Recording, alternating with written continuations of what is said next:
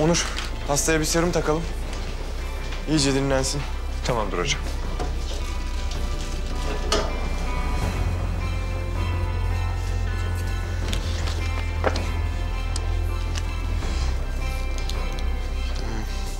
İdrar tahlilinde densite ve pH'e bakalım. Bir anormallik yoksa sorun yok demektir. Tamam. Allah razı olsun hocam. Geçmiş olsun.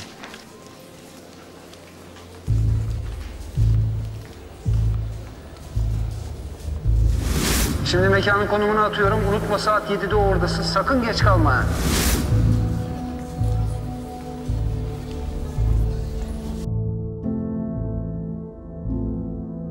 Nasıl zaten? Geçmiş olsun.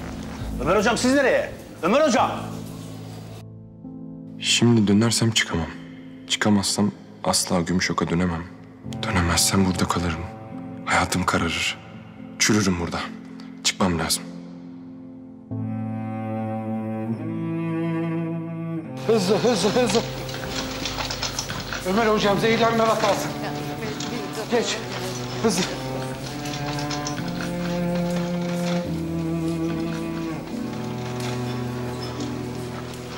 Ne oldu? 35 yaşında. Tarım ilacı içmiş. Gel. Geç, yavaş.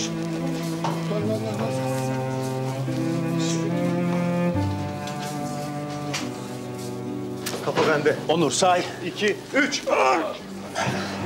Aspire edin, montörize edin, damar yolu açın. Hemen İlaç şef. nerede? İlaç nerede? İlaç. İlaç bende hocam.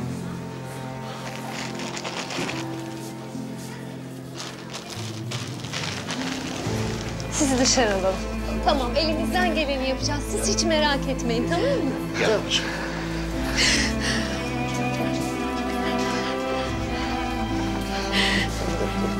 Merak etmeyin, elimizden geleni yapacağız. Siz hiç merak etmeyin, tamam Ne mı? olur kurtarın yavrum. Tamam, elimizden geleni yapacağız biz. Ömer Hoca! Ömer Hoca! Oturun şöyle. Ömer Hocam, yardım edin.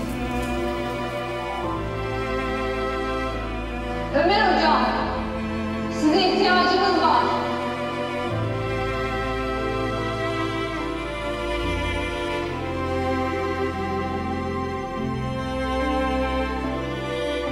Hocam, Ömer hocam ne olur kurtar evladımı.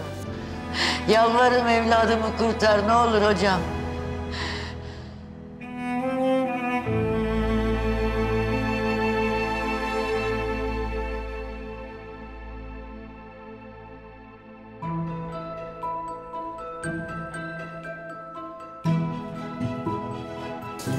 Tamam, korkmayın. Yalvarırım ne olur hocam. Hocam kurtar oğlumu yalvarırım ne olur. Etken madde ne? Organofosfat. Tamam, atropin hazırlayın hemen. Tamam hocam. Bronkospazm başlayabilir. Kalp durmasına karşı defibrilatörü hazır tutun. Defibrilatör hazırlansın çabuk.